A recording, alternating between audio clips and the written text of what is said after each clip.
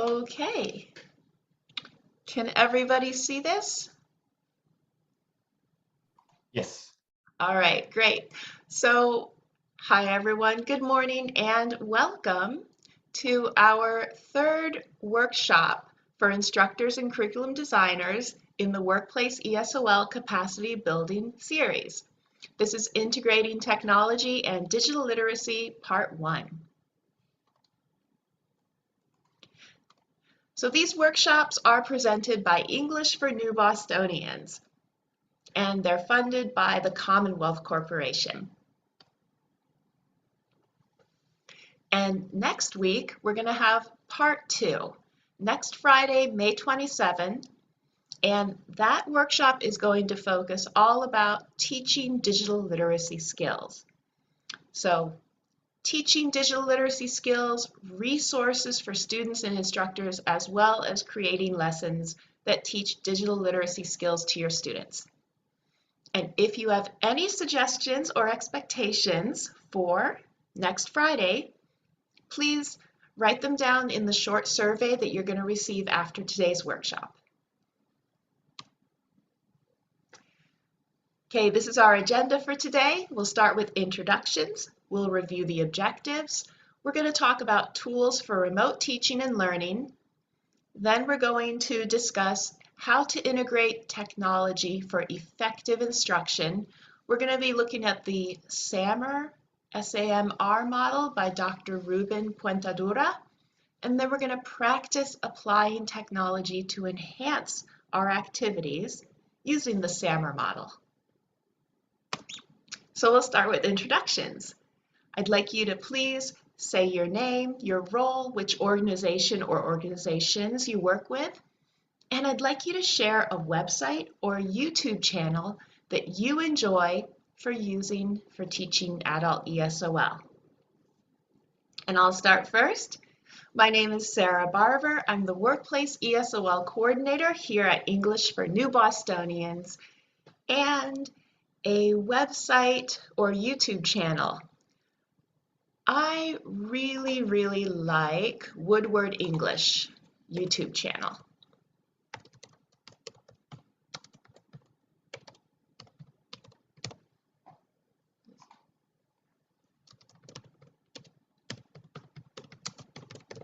I really like this channel because he has videos for all levels, including basic. They're definitely made for adults, and they're extremely clear, so my students find them to be very useful. Okay, who would like to go next? I'll go next. My name is Franklin. I'm the Director of Business Engagement and Public Policy at DMB. And although I don't teach, a website that I use for myself all the time is wordreference.com. It's basically a dictionary, but it has like definition of word in English, and it translated. It has translation to like at least a dozen languages, and you can hear the majority of the pronunciation of the words with different, like this is the British accent, this is the English accent. So I'll use it all the time, and it's great.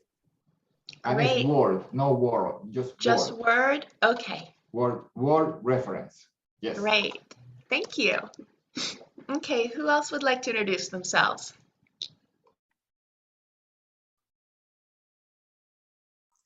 I'm Sue Crosby. Oh, go Taryn, you go first. Okay, good morning. I'm Taryn. I work at Framingham Adult ESL with Sue, and we also teach at a workplace, Ox Industries, and a website. I'll pick one that I've used recently with an advanced group of students, and they loved it. Was Youglish, and they were using it to explore new words and hearing it in the context of various YouTube videos. It will search videos, and you can just see a little clip from each video with the word being used. Great. Did I spell it correct? Youglish? Youglish. Mm-hmm. That's it. Is it .com? That's the whole thing? Oh, I think Or so. I think it's .com. I'll okay, double check. I'm just going to do website here so we know that we'll search for it as Youglish. Great, thank you for sharing. I'm Sue Crosby. I'm also with Framingham Adult ESL. And I also teach at 2 workplaces at Ox Industries with Taryn and also Rail Trail Flatbread in Hudson. And I teach privately. I teach out of my Spanish speaking church.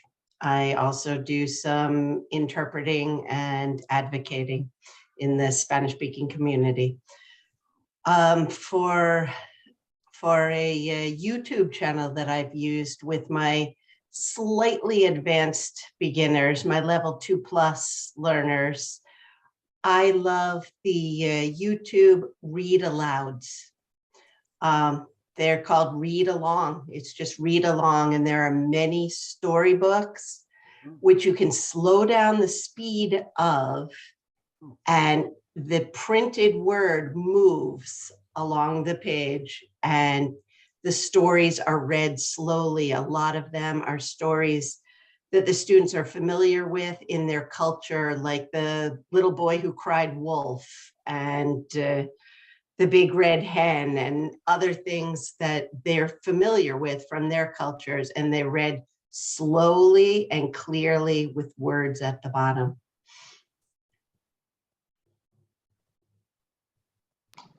Thank you. I'm looking forward to checking that one out. Is that correct if I write down good for intermediate plus? Sue, or should I Would you change consider that? level 2 intermediate? I'd say advanced beginners. Advanced beginners. Okay, great. Oh, you mean like SPL level 2? Or just, I'll just do Taryn, that. how do our levels compare? You probably know better than I do. I'd say they're high beginners. Yeah. Okay, great. Cool. Perfect. Okay, great. Who else would like to introduce themselves? Well, I will. I mean, Mike Oliver, Director of State Marketing Program. I personally don't use anything, but I have teachers that use this thing called ESOL Collective, which they recommend highly. Now there's something one of my teachers used called book widgets. Is everybody familiar with those book widgets? How do do you can design all kinds of fun stuff with book widgets? Oh, book widgets. Yeah, there's a number of things that I can send you. I don't have the in my brain at the moment, but we had a very interesting webinar, training sessions in the fall, late winter, late winter, by a fellow named Andrew Schappa, who is the literacy director of Newton Library. And he was basically related to citizenship, which we were looking for, but a lot of the stuff is applicable to everybody. And there was a lot of cool, fun stuff, which I will never figure out how to use. So I'll send you that information. I'll send you the slides, Sarah. Oh, great. Thank you. That would be fantastic. Of that stuff. Yeah, it's really good. It's really interesting stuff. And there's a particular program that he was demonstrating. I don't recall what it is now, but where you can actually take a YouTube video and add things to it. You can make lessons around add actually lessons in a YouTube video. Yes, exactly. I'm actually going to be showing you guys that next week. You have something like that now? Yeah, well, he has something like that too. But yeah, that one, I love doing that. Yeah, then there's a Quizlet. Everybody know familiar with Quizlet? Mm-hmm. That's another one. There were some other ones I can't remember, but they were fun stuff. Great. Anyway, this ESOL Collective is very popular, and there's a thing called book widgets. Mm-hmm. Everybody's heard of that one. That's allows you to create all kinds of interactive lessons. One of my level 1 teacher used that a lot. Great, thank you. I haven't heard of book widgets, so I'm really curious to check it out. Thanks, Mike. You're welcome, Sarah. Okay, Tom? Yeah, hi. I'm Tom McCarthy. I am the education coordinator for the Jamaica Plains Community Center's Adult Learning Program. Oh, cool. And I also personally don't actually use any sites for lessons, as I'm mostly going in and observing teachers. But lately I've seen a lot of good work around, I think it's called Padlet. Mhm. Yeah, that's a really good site that even our like lower level teacher or our level students have been able to grasp very intuitively. And then the other thing I wanted to just talk about, I recently just got to observe a higher level class where they were watching a TED Talk, but they had slowed down the speed of the TED Talk so students were able to follow along better. Yeah, I love TED Talks for students who are high intermediate, Mhm. low advanced, because a lot of the TED Talks include transcriptions and they Yeah. can follow along. It actually highlights as the person is speaking on the TED Talk video. So yeah, I'm glad you mentioned that resource. Okay, great. So I think that's everyone. Did I miss anyone? Beverly?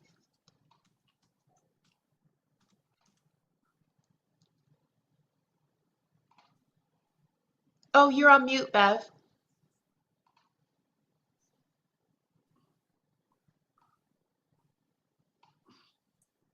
Okay. I teach, my name is Beverly. I teach at Community Action in Haverhill, and I teach level 1, and where the students are just learning to read. I like to use ReadWorks, where they read you the story, they give you definitions on the words that they think will be difficult, and you can slow the reading down. It doesn't underline or anything. But I have students that are able to read grade 2 and grade 5, and I can just give them different stories to read. But this, they have culture, they have science, they have a little bit of mathematics, but that's somebody else's job to teach. So I have used a lot of their stories. They have comprehensive questions, and they have what they call book of knowledge, where the students are supposed to write 2 things they learned from reading it. So I found it beneficial to the kids and the students, the kids. When you're my age, the students I'm teaching are kids, and they seem to move along pretty good. Improve. Thank you. You shared that with us. You mentioned that before and gave me the website. It's readworks.com, right? Yes. Yeah, that one sounds like a really great resource. Thank you. And Stacy.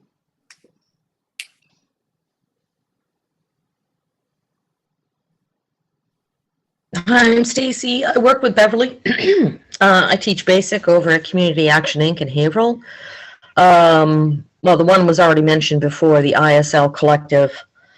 I like that because it's free for the most part, and I'm a beginning teacher, so it does have adult classes on it. I just looked it up. My students asked them what they want to learn at towards the end of the year, and they said conversations, and so I was able to go through there and find a few worksheets that are already made up, and just explored Kahoot. And set some of those, figured out how to get those onto my Google Classroom and assign them to my students. So that's pretty much where the level is that I'm at. Great. So you're adding ISL Collective add another star to this one? Yes. Okay, fantastic. And what I'll do is I will just go like that. Great. Thank you, everyone. Did everyone have a chance to contribute? All right. I'll go back to the full screen. Now, when I was taking, I'm currently getting my master's in educational technology at George Washington University. And one thing I found that happens is the instructor is always like, hey, everyone share your favorite website, your favorite apps, you know. I have lists of like 50 of these things. And I'm going to try really hard not to overwhelm everyone in this workshop with too many resources. Because at this point, there's so much out there. We're going to just try to focus on a few, and then I'll post more on our website. But during the classes, during these workshops, I'm going to try not to overwhelm you with just lists and lists and lists of resources. We're just going to try and focus on some that we know are going to be useful or that other people in our class and in this workshop have used and want to recommend. Okay, so here's our objectives. Today we're going to be exploring tools and resources for remote instruction. We're going to talk about how to integrate technology to enhance our instruction.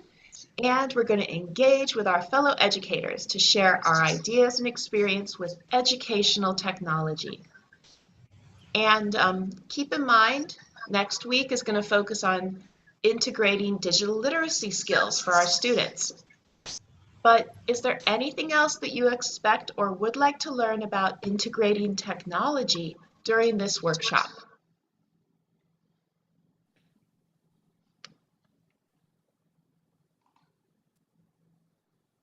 Okay? All right, so let's start with tools for remote teaching. All of us got thrown into remote teaching 2 years ago. It's been a bit of trial and error, and I just want to go over some tools that I think are especially useful for setting up a remote classroom and for having a very interactive remote teaching experience.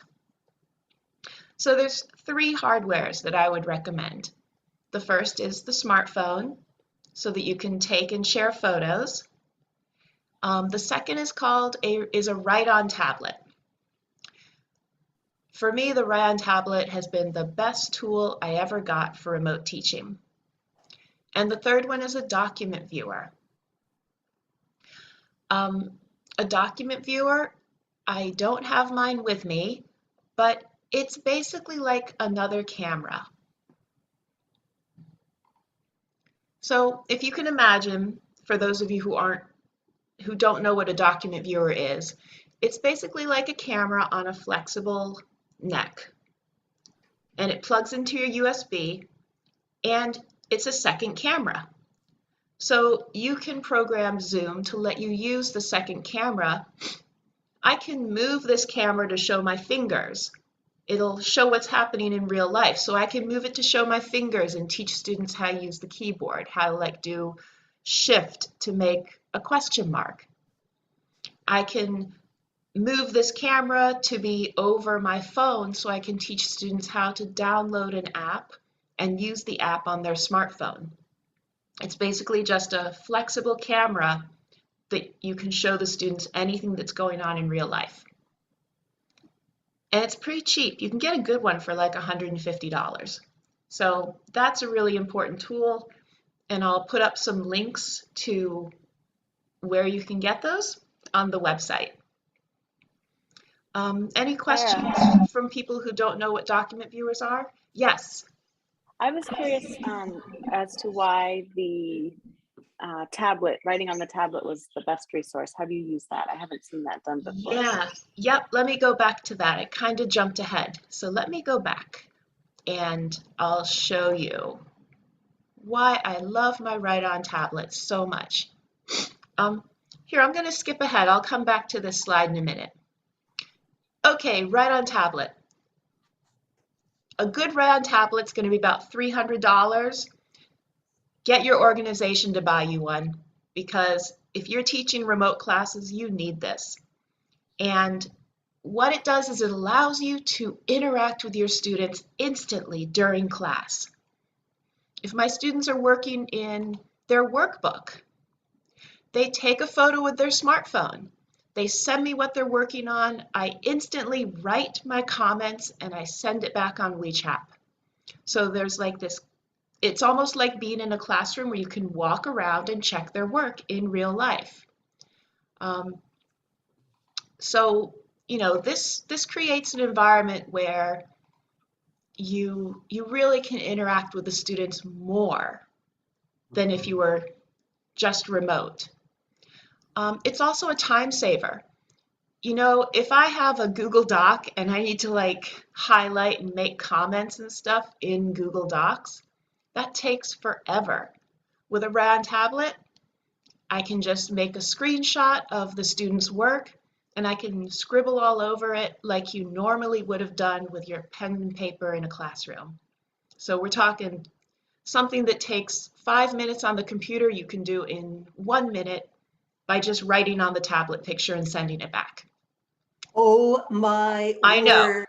Yeah, Oh round my tablets word. are the best. Absolutely the You know best. how many hours and hours and Oh, hours I have yeah. spent transcribing what my Yes. students have sent me so that I can correct it in WhatsApp and send it back to them? Whoa, this is mind-blowing. I know. Thank This you. is the best tool ever for remote teaching. And then like Wow. I've got students who are like, I don't understand the directions. So, you know, I uploaded this here. I'm sorry, this is so small. There you go.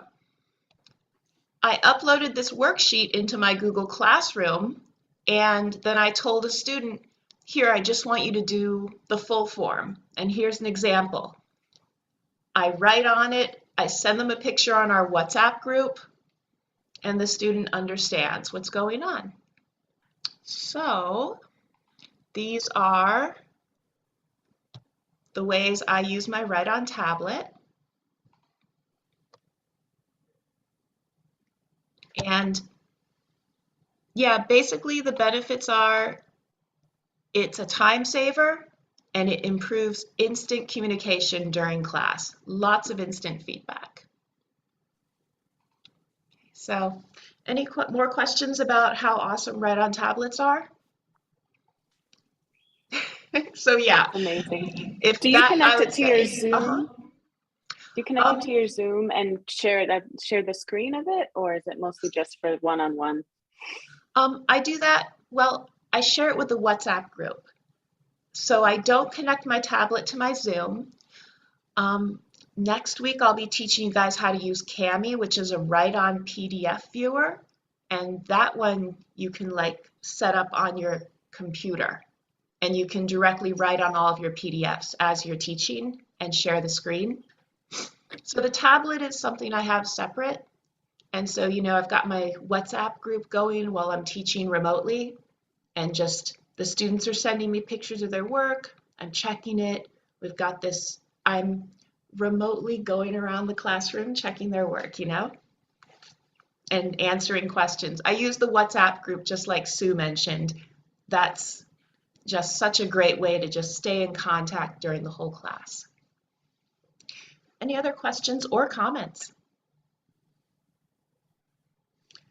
Okay, well, I'm glad you're excited about that because I think that's just like the best tool ever. Okay, back to sharing my screen. Okay, I'm just going to go back again to my list. So I mentioned document viewer. I apologize that I don't have an example here for you, but I will put it on the website. And then these are the software, or as we now call them, applications. Thank you, Apple, for renaming software to apps. WeChat. All of our students know how to use WeChat, and so setting up a WeChat group for your class is going to really help with communication and just creating that more personal touch for a remote class to feel like they're all together. Also, an online file sharing system for your class, like Dropbox. Can I ask a quick question? Yeah, go ahead. So what's the difference between the WeChat and the WhatsApp? Oh my gosh, let me change that. Thank you for checking that. I taught Chinese students for 6 years remotely using WeChat. And so I keep messing up with WeChat and WhatsApp. So thank you for catching that, Franklin, and let me fix that right now.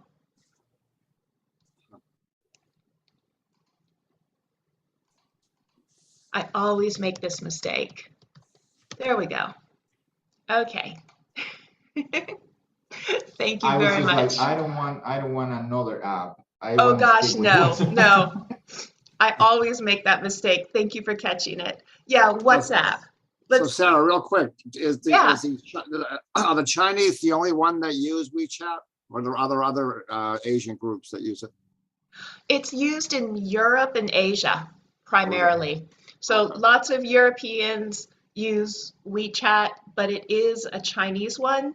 So almost everyone in China uses it. Oh, okay. Good to know. Yeah. And it's basically, it's just WhatsApp. It's just owned by a different company. Okay. Yeah, but we want to use WhatsApp because that's what our students are used to. All right, yeah, sure. Okay. Thank you, Franklin. Okay, class online file sharing system would be like Dropbox or OneDrive or Google Drive. And then we're going to talk about learning management systems or a class website. Some place where you can organize everything for your class so that it's easily accessible to the students. All right, so class online file sharing system. To teach a remote class effectively, you really need to have a place online where you're going to put all that material so the students can reference it and get back to it later. So some sort of cloud storage solution where all your files are organized and available. These are the most common ones. And of course, Google Drive. Google Drive is so popular because it's easy. Compared to everything else, it's very straightforward. It might not be easy the first time you use it, but it's easier than a lot of other ones. And it's free. You get tons of storage for free. We're going to be talking about Google Classroom. Google Classroom is basically a folder in Google Drive. And it's a folder that your students can access through a bunch of file sharing permissions. Okay, learning management systems. A learning management system, again, is just a way to keep, oh, I skipped one. I'm sorry. Google Classroom. Okay, so Google Classroom is basically a folder in Google Drive. So now we're going to look at Google Classroom a little bit more.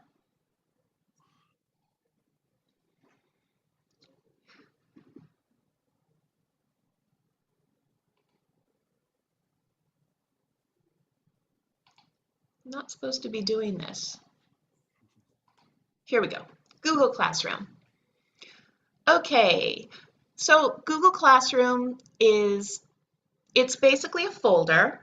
If I go to my actual drive, you're going to see in my drive that there's going to be a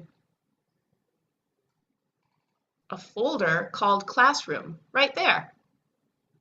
So when I create a class in Google Classroom, it makes a folder in my drive. And it just gives my students permission to access whatever's in that folder. So Google Classroom is not, it's not like, it doesn't have a lot of pages and a lot of stuff you have to do. It's basically just a place to organize and store your files for your students. And the way I use Google Classroom is I just post a daily agenda and the students can access it at any time. And so they always can see what we're doing in class, all the links so they can go back. If I've got anything online that I want them to see, videos and stuff, they can go back to this lesson online and they can go back and review any of the work we've done. And another nice thing about Google Classroom is every Google Classroom is going to have a class calendar. So you can link the homework assignments to the calendar, and students can just click on the calendar and see, this is what we did today, this is what our homework is.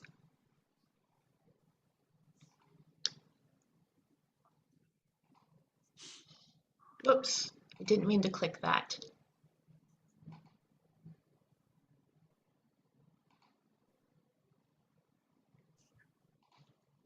Okay, so I know that if you haven't used Google Classroom before, this can seem like a lot, but I do find it just to be a very straightforward way of sharing with my students so they can access.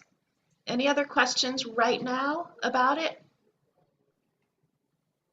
Yeah, Bev, you're on mute. Bev, turn on your microphone, please. Thank you. ReadWorks links with Google Classroom.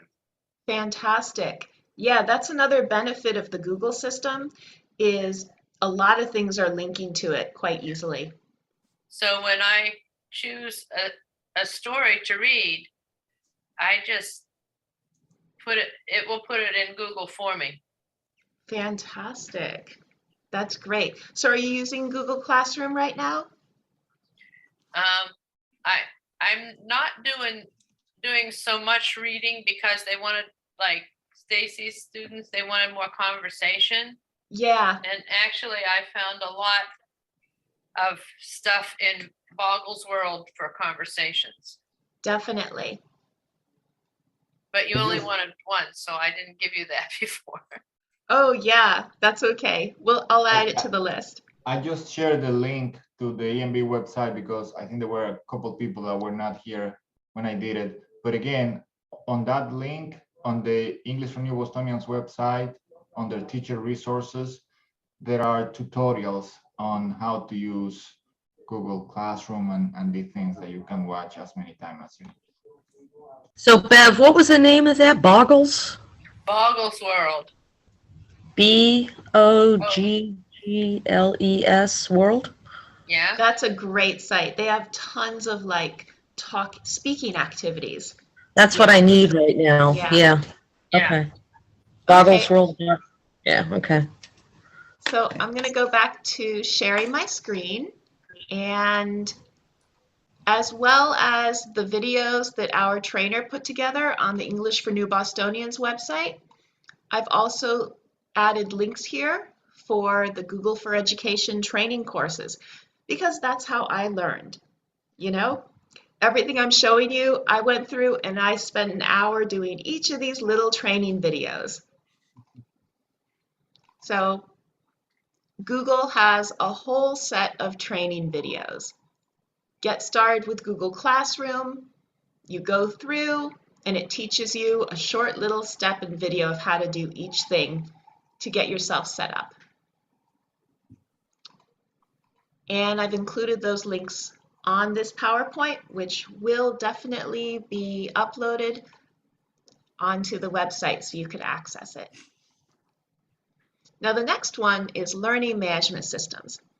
Google Classroom is a learning management system, but it's very simple. It doesn't provide you with a lot of information about how often students are using it. A more robust learning management system is going to be telling people, oh, your student was on this site from 6:30 p.m. to 7:20 p.m. working on this assignment that you posted. You're going to get a lot more information about knowing what's going on. Also, learning management systems are more highly customizable. If any of you guys have ever taken a Blackboard course, that's a learning management system. If you're interested in exploring and playing around with these, Canvas is a very attractive and pretty straightforward learning management system, and teachers can get a free Canvas account. You're not going to get a lot of information like students are using this at 6:30 p.m. You don't get to have the analytics because it's free, but it's very attractive, and you can set it up with different lessons and different assignments, and you can make all these cool pages. So if you're interested, here's where you can get a free account. And here is the training course, which I've done before, and I thought it was really well done. And then you've probably heard of other LMSs like Moodle, Blackboard, Neo. You have to pay for these. But maybe your company will someday, but I think right now everyone's sticking with Google Classroom and Canvas because they're not very expensive.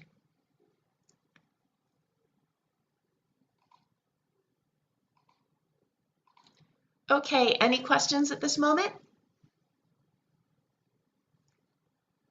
All right, back to sharing.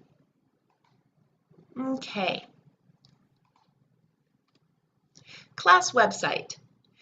So maybe you'll have a learning management system, maybe not. Maybe instead you want to try putting together a class website. Google Sites will let you make a class website, and Google Sites is nice because it doesn't give you many choices. And because you don't get many choices, it's not very complicated. So, you can make a class website, and I'll just show you one of the templates that they give you. Okay, we can go down to templates, and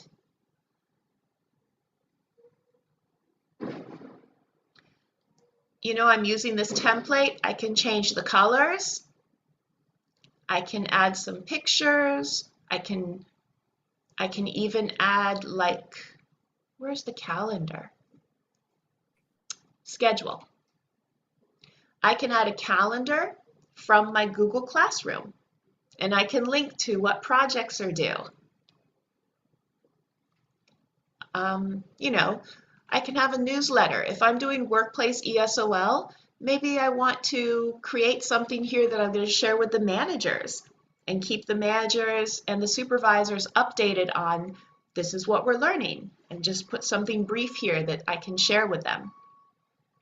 So, this is just another tool in your remote learning toolbox that could help you to improve communication with your students, and in this case, also to improve communication with the company that you're working with.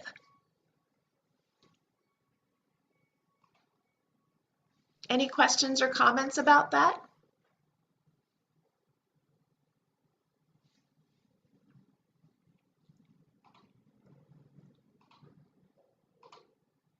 Okay, there's a lot more free website builders out there like Weebly and Wix, which is the one I actually use to put together our workshop series website, which, by the way, if you go here under instructors and curriculum designers, then you can access all of the videos and resources, the slides, everything that you're seeing today will be here. Except right now we are not seeing the website.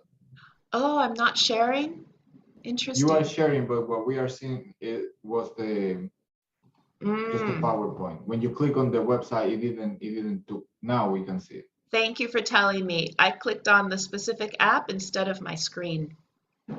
Okay, so yeah, here's our website, and you'll be able to go here, and next week I'll have everything posted so that you can access all these resources. So this is more complicated than a class website. If you stick with Google Sites for your first one, you'll be fine. You don't have to make it complicated. The students are going to be so excited that you have a class website. They're not going to care if it looks professional or not. And so along those lines, I just want you to know your first class website is going to take so long to make, and it's probably not going to look good. My first one was awful. But every time you do it, you're going to get a little faster and better. By the time you've made 3 of these, you're just going to be like, piece of cake. So try it and don't be discouraged the first time because, like I said, my first was awful and it took me forever. And I only made my first one last year.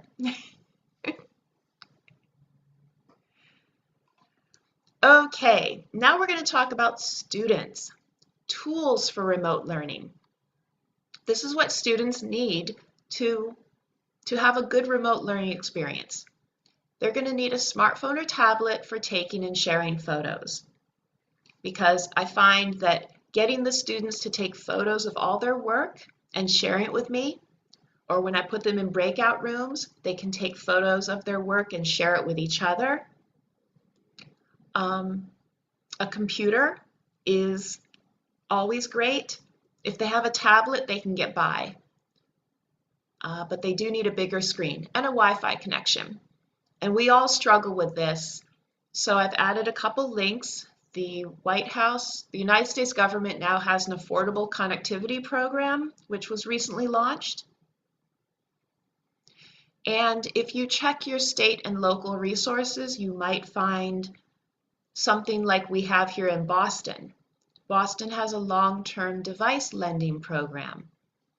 And people in Boston can get a computer and they can get a Wi-Fi or a hotspot device. As far as Chromebooks go, Common Core will fund Chromebooks. So if you're teaching workplace ESOL, and I'm not sure, but probably Desi will too, when you guys write up your grants, or when you're talking to your administrators about grants, get them to include funds for Chromebooks, because Common Core will totally fund that.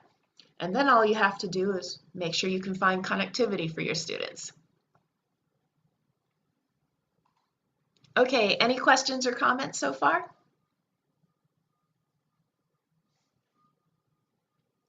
Okay. All right, so that concludes our discussion about remote teaching.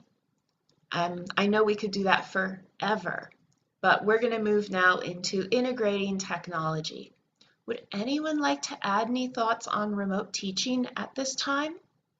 Anything you'd like to share with us?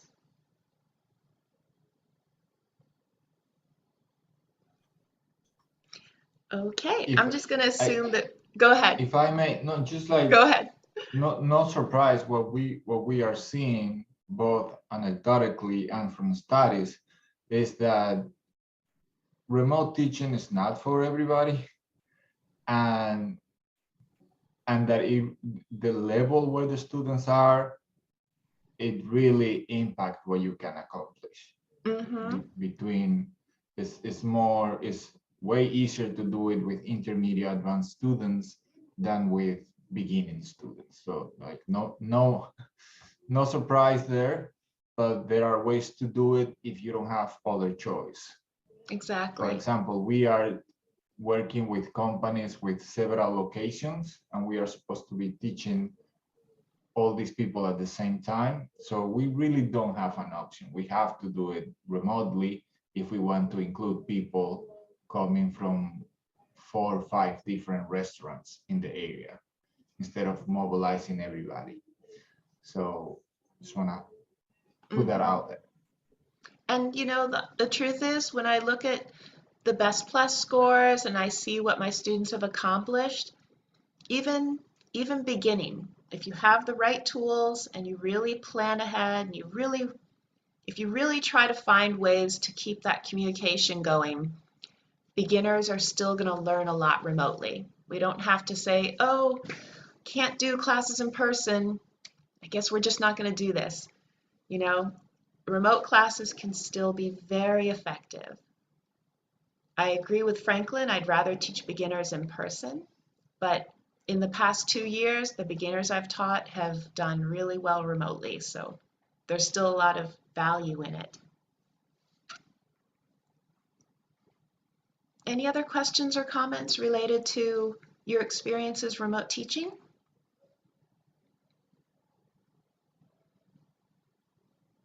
Okay, I'm just going to assume you're all processing all this information I've given you so far. And now we're going to move on. Yes, Stacy? Oh, okay. Okay, we're going to move on now to integrating technology into our teaching. Whether I'm you're glad you're teaching, going, I'm glad you're going at the pace you're going, Sarah, because this is a lot of information, personally for me, and I really appreciate you going over, because one thing we do have is Google Classroom. And so far, I just want to say thank you for, giving me access to these tutorials and everything, because now I just feel I'm able to take a breath because I have the time over the summer to kind of study this and understand it. And at CAI, we have a wonderful setup where the students, they get so excited when they come in and they get Chromebooks, and they really go through it slowly, and they actually know more about it when they come into my class than I do.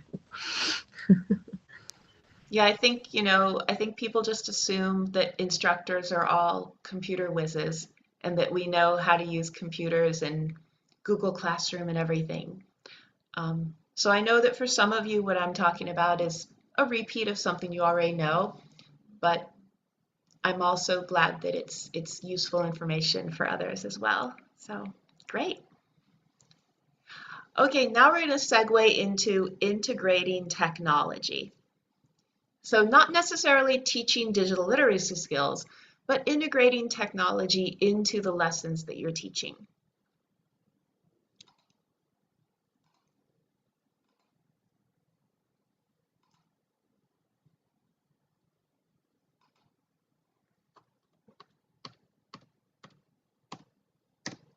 Okay, can everyone see this? Yes. All right, thank you, Franklin. So the question is, how do we choose technology for effective instruction? As Mike mentioned, there's lots of apps out there. There's tons and tons of neat, fun stuff, but is it really going to make our instruction better? Are the students really going to learn English? And is it really going to help our workforce, our workplace English students with the skills they need? Or is it just gimmicky? So we need to look at how do we choose technology to effectively improve our instruction. And there's a SAMR model, which was developed by Dr. Ruben Puentedura. And he says that technology can be used in two ways. It can be used to enhance lessons, and it can be used to transform lessons. And this isn't a pyramid because neither of them is better than the other. For example, if you have students writing an essay on pen and paper and you substitute with writing the essay on a Chromebook, substitution, it doesn't mean that it's a lower level of technology use. Our students will be learning digital literacy skills. They'll be learning how to type. They'll be learning how to use computers. It has just as much value to use technology for something like substitution as for redefinition. So don't think of it as a pyramid. These are just more like ways to use technology. So what we're going to do now is watch two videos. One video where Dr. Ruben Puentedura is explaining the SAMR model, and another video where it's explained from a more student perspective.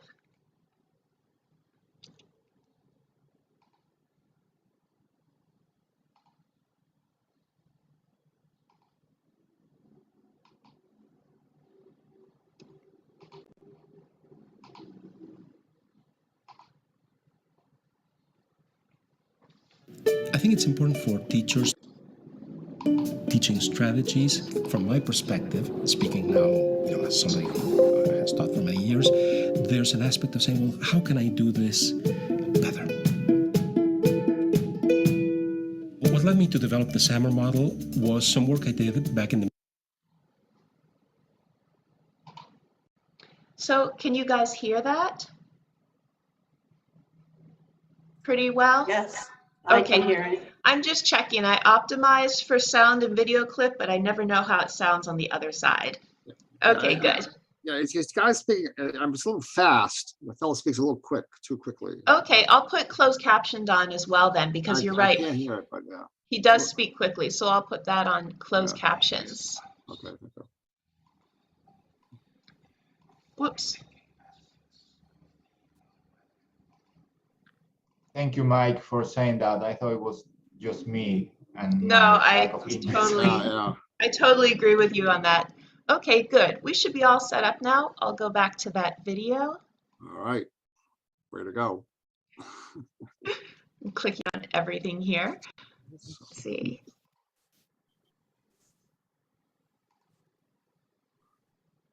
Oh, so. I lost it. There it is.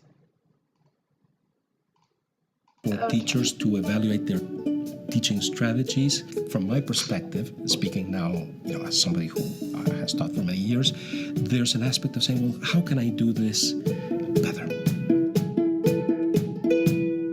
What led me to develop the SAMR model was some work I did back in the mid-'80s. I was a graduate student at Harvard at that point, and working on rethinking aspects of the undergraduate introductory science curriculum. And at that point, I could see that some of the tools we had for digital storytelling and so on could really make a change. But it wasn't clear that this was anything intrinsic to a given tool, and rather a question of different types of practice associated with this. So that's what triggered the desire to research the topic and eventually led to the SAMR model. It's very important for people to feel comfortable with the tools, to evolve their practice. So it's just fine for people to say, look, I'm going to start doing what I already do at the substitution to augmentation levels, incorporate the tools, enhance my current practice, and when I'm comfortable with that, move on to incorporating elements at modification to redefinition. That's a perfectly valid approach. In fact, to be honest with you, I think it's the approach that would work for most teachers. There are many things that work just fine at substitution to augmentation levels. For instance, assume I'm teaching a course on poetry. It's fine if I decide as an educator that I'm going to create, say, an ebook that incorporates the poems, some readings of the poems, maybe some critical elements to allow the students to read different interpretations and so on, which would take it roughly to an augmentation level. But it's not necessary to say, well, now what do I do with this book so that the very act of reading the poems is at the modification to redefinition levels. That's just fine. You can say, well, what else in my practice of teaching literature am I going to incorporate that is at the modification to redefinition levels? The difference between augmentation and modification is whether you're essentially reproducing what you were doing before in your practice, or you're significantly modifying it, but keeping the heart of the matter. So let me give you an example. Suppose that I'm teaching geography. Okay? If I'm using maps, digital maps, to teach geography, and I say to students, well, I want you to create maps of, let's say you're studying Egypt. I want you to create maps of Egypt that outline archaeological sites that you're interested in, and that also outline areas that were important agriculturally. And you start to see, well, do these in two different layers so you can see correlations between the two of them, etc. Link the archaeological sites to resources on the sites. All of that is quite wonderful. Now, suppose that you're saying, okay, I'm using digital maps, but now I'm not just going to ask the students to replicate what I would have done with traditional paper maps. Instead, I'm going to say I still want them creating maps because it's important for them to develop the understanding of geography. But I'm going to ask them to create the maps in such a way that they're interacting with each other, so that they create the digital maps in shared sites and they use them as gateways to each other's knowledge. So now one student is very interested in the archaeology aspect, and that student focuses on things like where were the temples. Another student is very interested in commerce. So they focus on where were the trading ports and they create their maps. You have them engaging in a deeper conversation where you're using the digital maps as a gateway for a social practice of exploration. In effect, you're asking your students to become geographers and use the maps to talk with each other, integrate each other's discoveries, build a practice that is mediated by the social use of the tools in a networked environment. That will take you up to modification, because while you still have some of the heart of the matter, make sure the students understand these concepts by developing maps about them. You've significantly modified it by changing it from something they would do individually to something they would do socially, where in effect they're acting as peer mentors to each other. Really good use of the technology at the modification to redefinition levels allows students to engage in exploration of areas that they might not have otherwise. Let me give you an example from some of my own practice. I have a background as a chemist, and in particular, one of the fascinating things that we can do with the technology is we can bring students into how chemists think at a much deeper level, even at the beginning of their studies, than we otherwise could, because we have tools for visualizing molecules. We have tools for simulating and visualizing interactions, reactions between molecules. And we have the tools for students to say, well, can I take some experimental data and not just play with a couple of toy experiments, but actually do some real analysis based upon what I've understood. One of the things I see happening in classrooms that are very successful at incorporating tools at the modification and redefinition level is I see students taking charge of their own education. Those are classrooms where the students aren't just waiting for something to happen. They're the classrooms where students say, oh wait, we've been doing this, but I also want to do this other thing, and I can see a better way of doing that. And there's a certain excitement, a certain ownership of the learning. There's a certain joy in figuring out, gee, I could do this in a different way and bring something different or new to my students. And I think keeping teaching practice as something enjoyable, lively, the reason that so many teachers become teachers in the first place, keeping the passion alive. So again, a continual re-examination of practice allows me as a teacher to make the best possible use of the technology to accomplish my goals.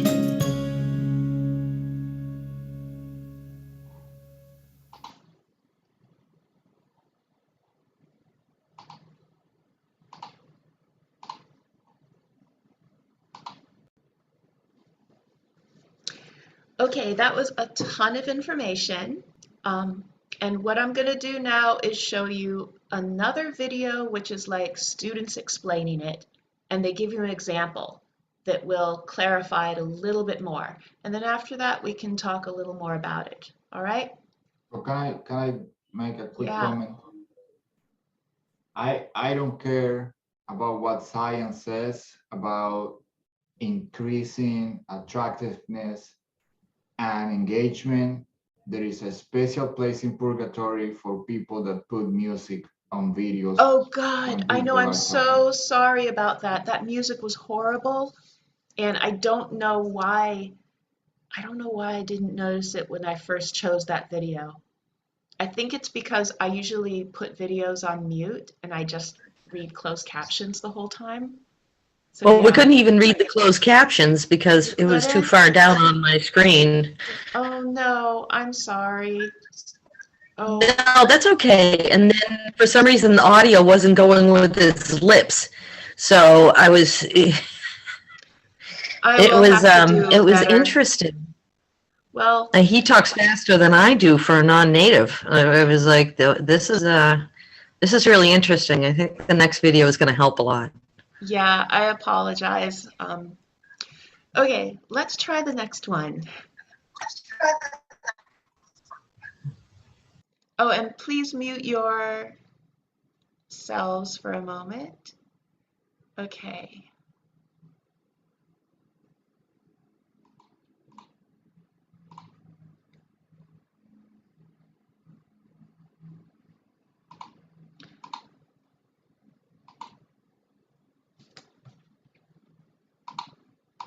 Okay, Zoom. share.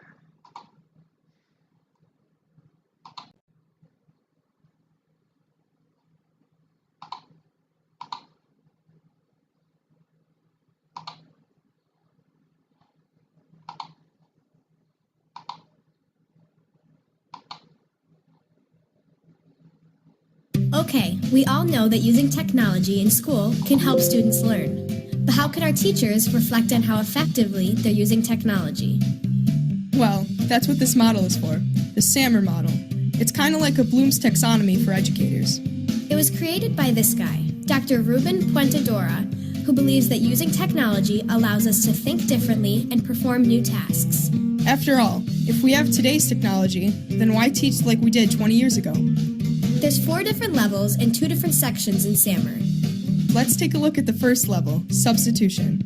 This is where the technology used acts as a direct substitute.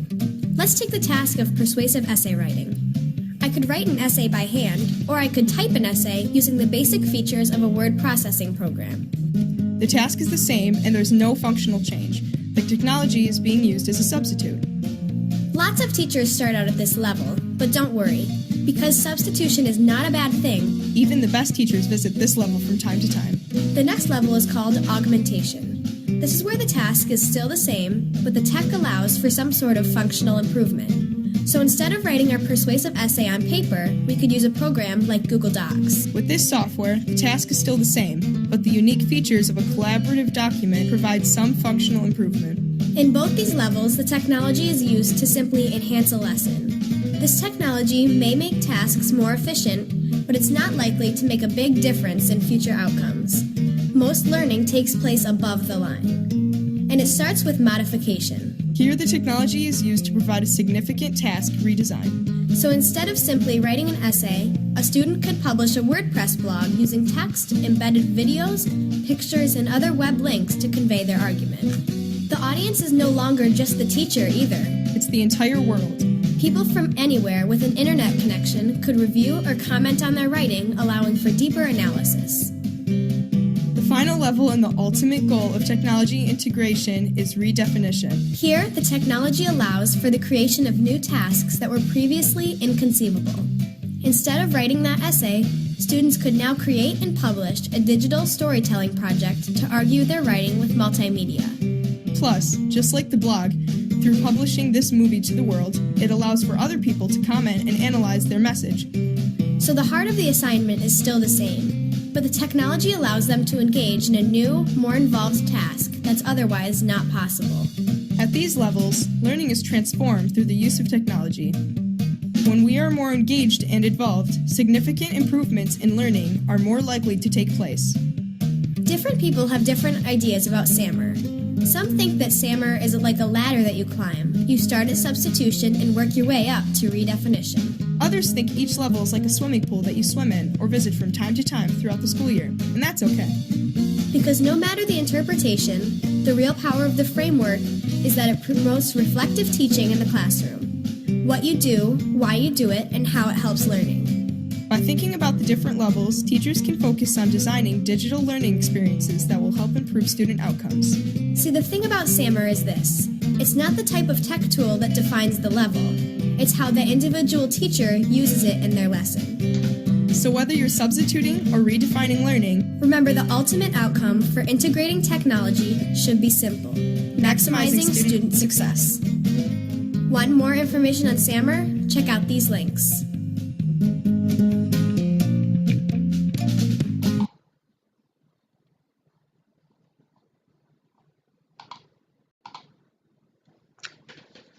Okay, so any questions or comments right now?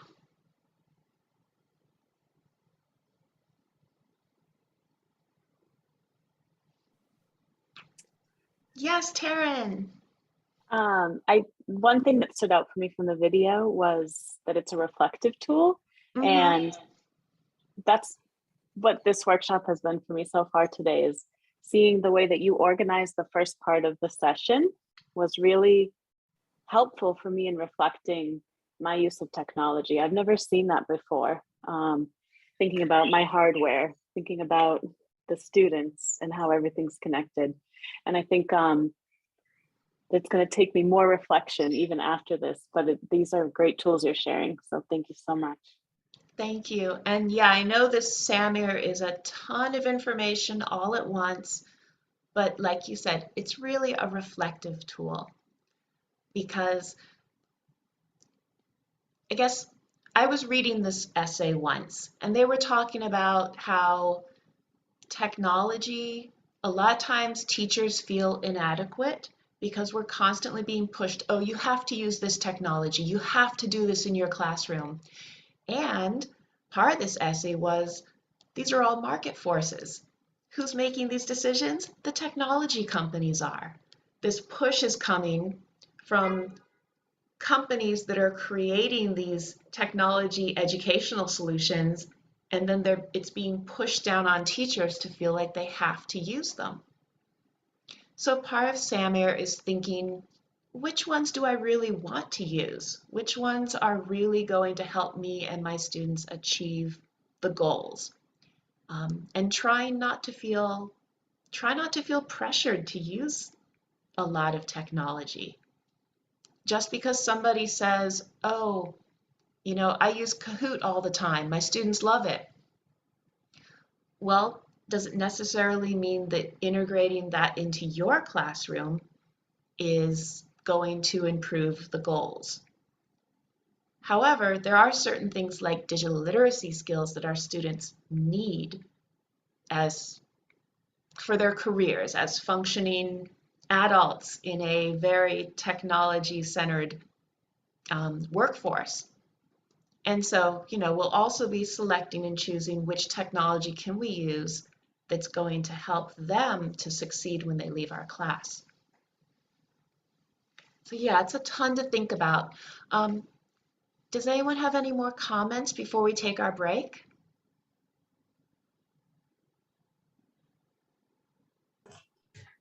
Mm-hmm. Yeah.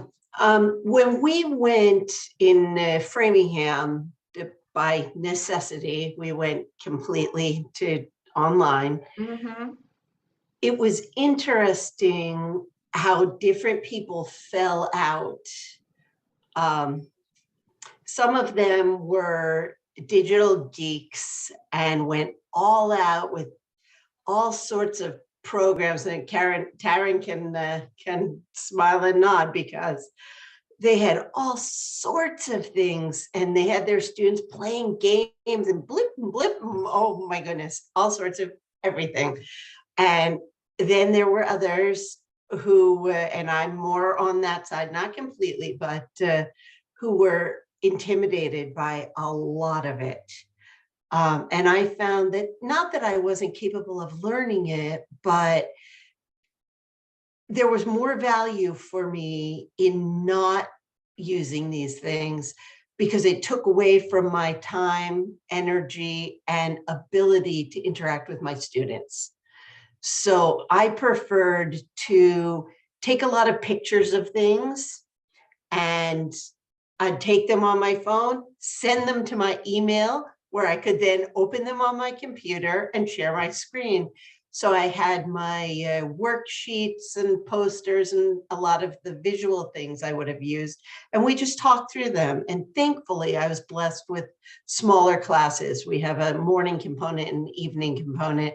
The evening classes were bigger. My classes were smaller.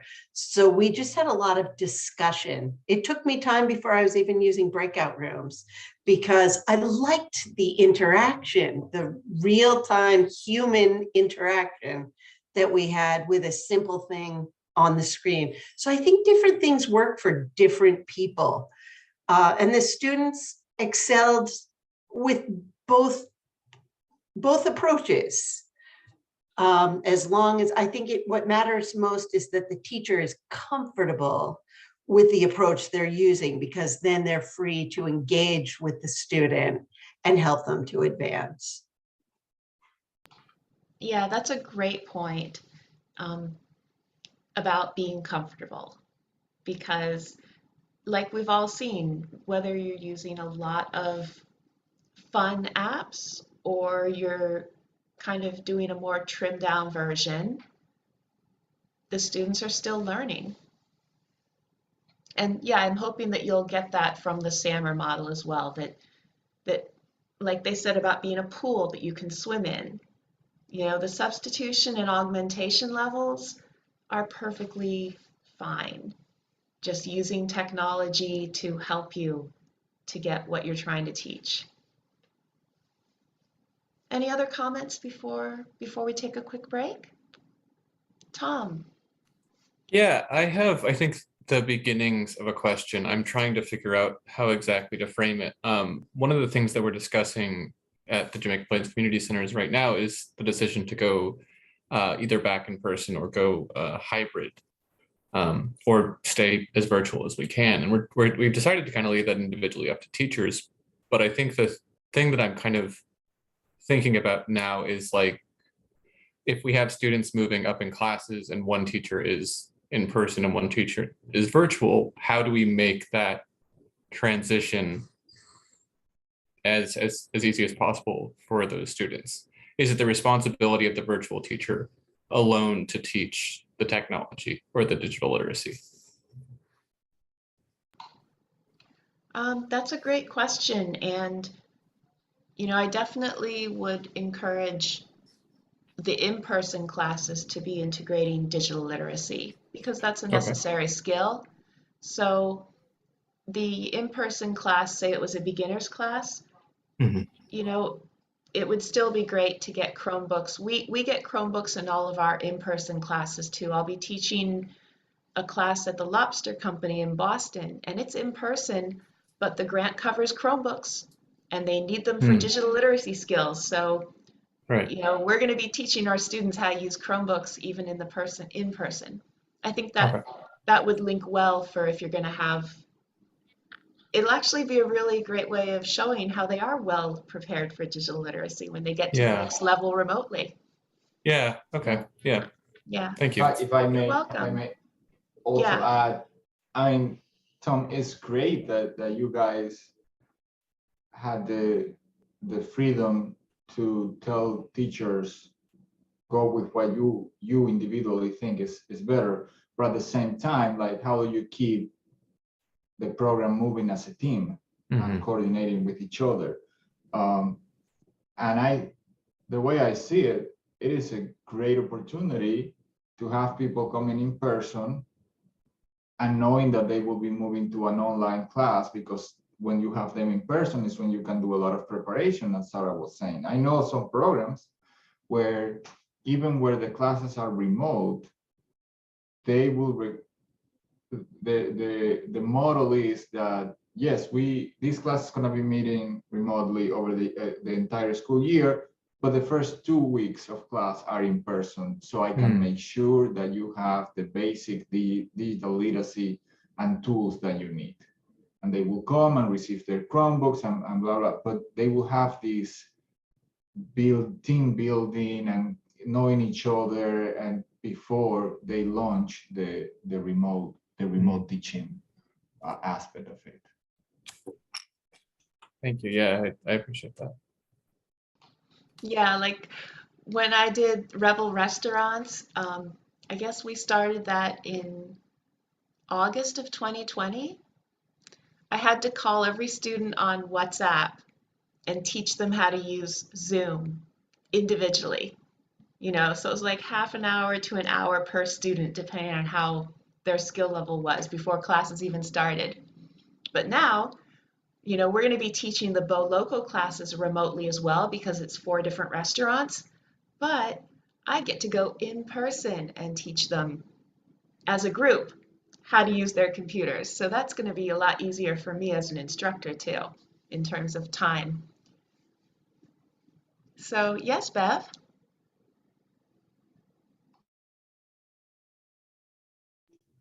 You're mute, Beverly. Microphones. Okay, where I've run into quite a bit of trouble is in the beginning of the year, we taught the students how to use their Chromebooks.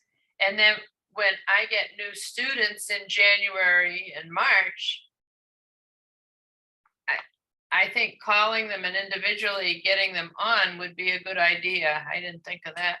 But they get they get about 2 hours of orientation, and then maybe they don't come into class for 3 weeks and they forgot half of it. And it's been frustrating to me. So I think if I take the initiative and call the students, that might work much better. Yeah, it's time consuming. It's definitely time consuming, but it's just one of those hiccups we have to keep working out, figuring out what works for us. Yeah. Yeah. Yeah. Okay, so let's take a break, and when we come back, we're going to work on our activity of integrating technology. So how about everyone comes back at 11:02:03. Nice stretch break, okay? Okay. Okay.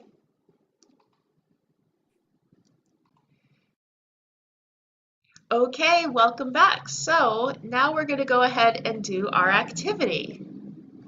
I'll share my screen.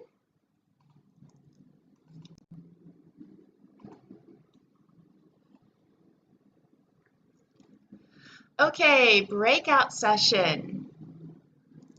So what we're going to do is in groups of like 2 people, I'll give you about 15 minutes, and I want you to think of how technology can be used to enhance your instruction. So think of a few common adult ESOL activities that you would usually do on pen and paper with grammar, listening, writing, or dialogues, and consider how you're going to use technology to substitute, augment, modify, or redesign. But keep in mind the level of your students' experience with technology. For example, if you're going to have people practicing writing sentences, and then you're going to substitute by teaching them how to do it on Google Docs, if they're at that level, it doesn't make sense to then have them create, a very complicated document. You don't need to worry about augmenting. You can just directly substitute. And that's a great lesson for digital literacy skills. And when we come back, you and your partner can describe what was the original pen and paper activity and how technology will be integrated to enhance the activity, and which of the SAMR models are you applying? Is it substitute, augment, modify, or redesign? Are we talking about an in-person class using the technology or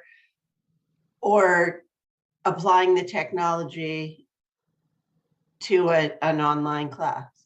Either one. For example, with my Write On tablet, I showed you an example where somebody was doing a pen and paper exercise and they sent me a photo. So that wouldn't have had, that's not really technology because they're still doing all the work on pen and paper. But I had another example where somebody was typing it and sent me a photo of what they typed. So that would be a substitution for a writing activity. So yeah, you can think of any activity that you would do in person or remote teaching. That's a great question. And I think you'll only have time with your partner to probably think of one activity because I do want us to have time to share. And it's okay if it's just substitution or augmentation. I'll give you an example. I'm teaching a workplace ESOL class on safety, and I want to teach them how to report safety problems.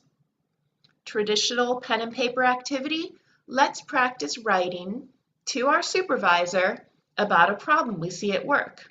Maybe there's a frayed wire on your machine. Substitute.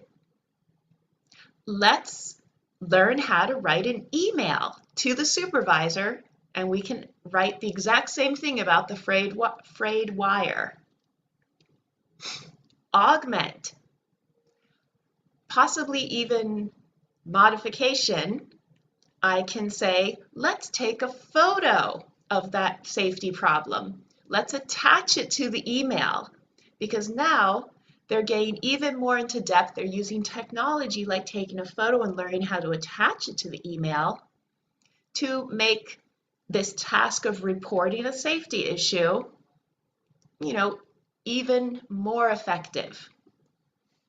So that was an example of going from substitute to augment to modify by adding the photo. Does that help?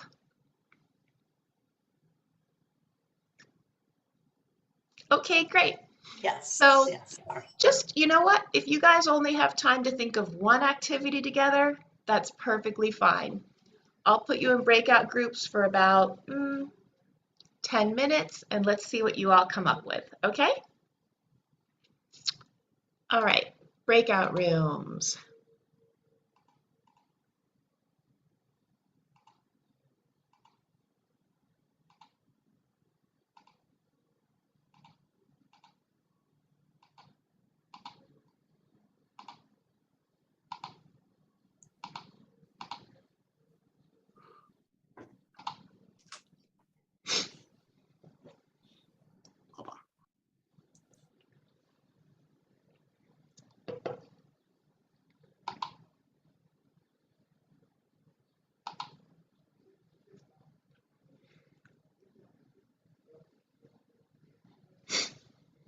I just moved you, Stacy, into room 1.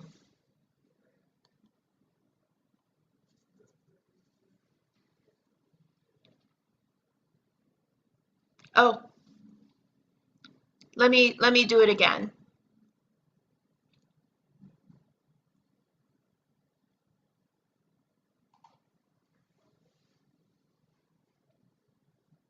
Uh-huh. You're on mute. I can't hear you. Hi, everybody. Welcome back, and let's go ahead and hear some of these great ideas in the next few minutes. I'd like to share how they decided to augment a lesson or substitute. I should say, how they decided to integrate technology into the lesson, and then which level of SAMR they think that is. No idea. Who said that? Me. Mike said that. Yeah, I said that. Oh, you guys had Thank great you. ideas. Because our group came up with Sue and nothing. Mike, I was there. I listened to you. You guys had awesome ideas. Go ahead, Sue. I wouldn't go for awesome, sir. I think that's a little too much. I say they were okay. Okay, we had a lot of substitution. A lot of substitution. Sue Crosby is a genius in substitution. I'm up to say that. Fantastic. Remember the swimming pool. Substitution is a really good place to be when you're a beginning ESL learner. So for people, being in the shallow end of the swimming pool, that's right. If people don't have a lot of literacy skills to begin with, we don't want to be going all the way to redefinition right away. Well, some of the things we talked about were sharing your screen, sharing your Zoom screen with a fill in the blank paper and calling on particular students and having them type the fill-ins in the chat, where we as the teachers then have the ability to type the correction underneath what they've just typed. We also talked about using the Zoom whiteboard for dialogues, where you would have the students come up and write in different colors on the screen. If they are savvy enough, they can access the different colors on the whiteboard. The only problem being that the writing is so sloppy on the Zoom whiteboard and difficult to control. But I think there may be a typing feature that just makes it more complicated, though. What else did we talk about, Mike? There were a couple of other we talked things. about using, I was mentioning that we have this small writing class that we've been playing around with. And what we would do is send the students, each week, we'd send the students a little writing prompt on some particular subject. And they would respond to us by an email, because we sent it by email, and they would write it. And then we would divide these people up into small groups. And then whoever the volunteer was or the instructor would write back, with corrections on email. And the person would respond. Yeah, that's a so great we have this skill. dialogue going on just by email. Mm-hmm. So, it's a remote class, so it does make it easier. So we're substituting the writing, using technology to do what you would do in a classroom if you actually were sitting there. They were writing and you'd be correcting it with a little red pen, and then you hit it back to them. So it's a very similar idea. Yeah. Another one of the things that we did was put up a picture. This is something I used in my classes a lot, is put up a photograph or a drawing, and then have the students form questions: who, what, when, where, why, and how. Questions based on the picture that had been put up on the screen, and discuss them back and forth while everybody's looking at the picture. So, yeah. Okay, great ideas. I have a question. Sure. Okay, so all of us are English as a second language teachers. So we've got a classroom model. I'm trying to understand the workplace model. Are these employers expecting us to teach the students digital literacy, or is it more?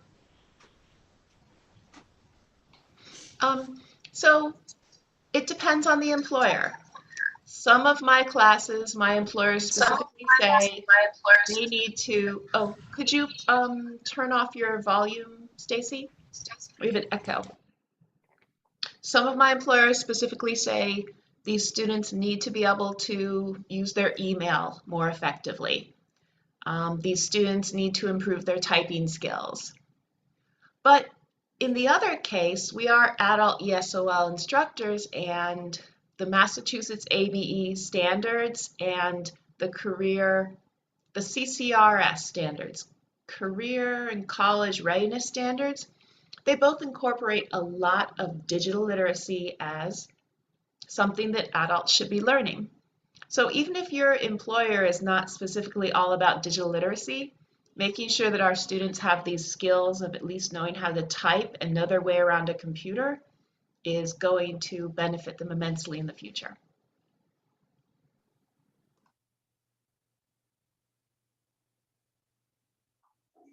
That's a great question, because every employer is a little bit different.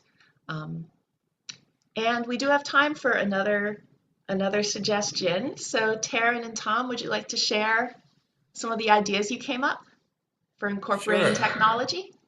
Yeah, so a lot of what we talked about, we were interested in this idea of like, let's just take a basic discussion. Let's just take like a basic question and answer and see how far we can push it. So my dog. One of the first things that we talked about was the idea of substitution, and how meeting on Zoom and meeting in a Zoom classroom is kind of essentially just that first idea of substitution. The modification stuff we started talking about was, I think, probably the easiest level for us to conceptualize ways in which we could use that. We talked a lot about this idea of being able to share pictures on Zoom, or share screens on Zoom, or even just like signal that you didn't want to participate in the conversation at this point by turning off your camera or turning off or muting yourself. And then when we kind of jumped into the I guess the deep end of the pool, we started having a little bit of like, okay, so now what do we do?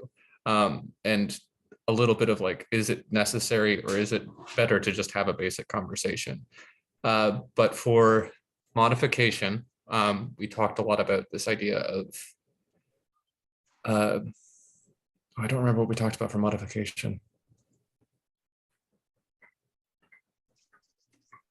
I had a thought that I didn't share with you, Tom, but something I have used in an advanced class in a discussion was using the private chat feature on Zoom and correcting students real time for their mistakes. You have to make sure that they know to check the chat and everything, but they'll send me a back, oh, thank you so much, and it's not interrupting the whole class listening to them. It's just that one student getting the feedback.